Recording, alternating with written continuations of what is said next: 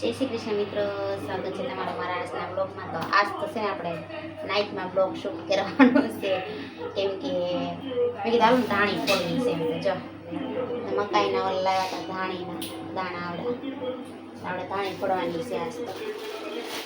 ચાલો તો જો એની માટે કુકરને બધું તૈયાર કરી દીધું છે. આપણે તૈયાર કરી દઈએ.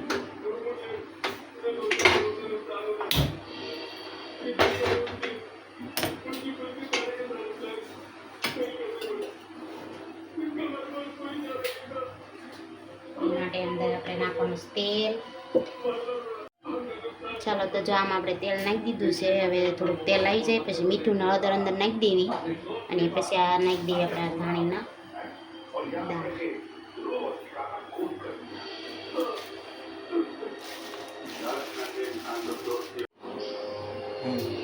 તો જો આટલી ધાણી આપણે ફોડવાની છે. આની કેટલી થાય જોજો. આટલા દાણા નાખીશું. દાણા લઈ લીધા છે અને અહીંયા આપણે હવે તેલ લઈ આવી ગયું છે. તો આ નાખી દેવી એમાં, અને એમાં હારવારા મીઠું નાખી દેવી, અને નાખી દેવી હળદર.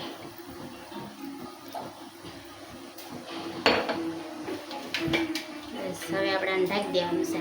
ખાલી ઢાંકવાનું છે, ફીટ નહીં કરવાનું, ઢાંકી દેવાનું. તડતડ અવાજ આવવા માંડશે.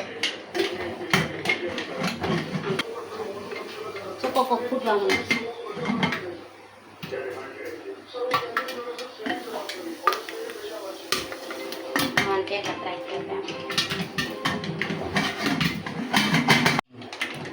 હજી થોડુંક આપણે ફેર હલાઈ નાખીએ.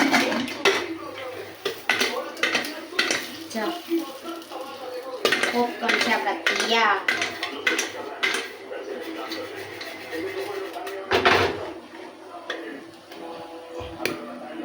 હજી કોક ફૂટે જ છે અંદર.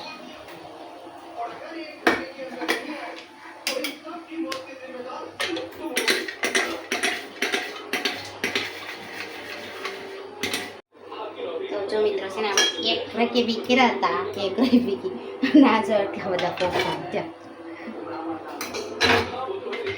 આપણે છે ને કોણ બનાવવાના છે. કોણ મને બનાવતા આવડતું નથી, પણ જોઈવી. તો જો મિત્રો છે ને આપણે કોણ બનાવી નાખ્યો છે. જેવો તેવો કોણ આવડ્યો તો એ બેન જ બનાવ્યો. કોણ બની ગયો છે.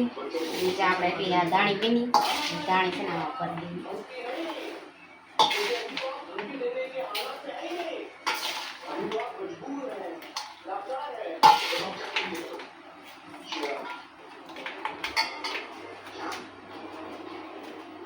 ચાલો તો રેડી છે આપણા પોપકોર્ન.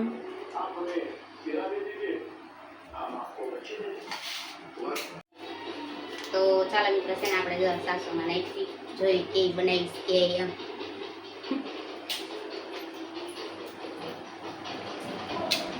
હાલો એને ટોળાઈ નો ગયો.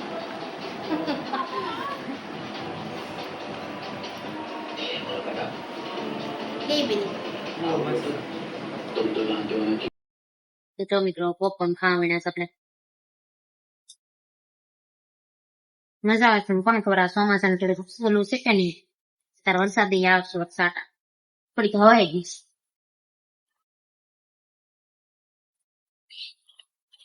તો ચાલો બધા પોપકોર્ન ખાવા. તમને મારી રેસીપી ગમી હોય તો મારી ચેનલ લાઈક શેર ને સબસ્ક્રાઈબ કરજો. Bye bye. ફરી મળીએ. આદિવાસી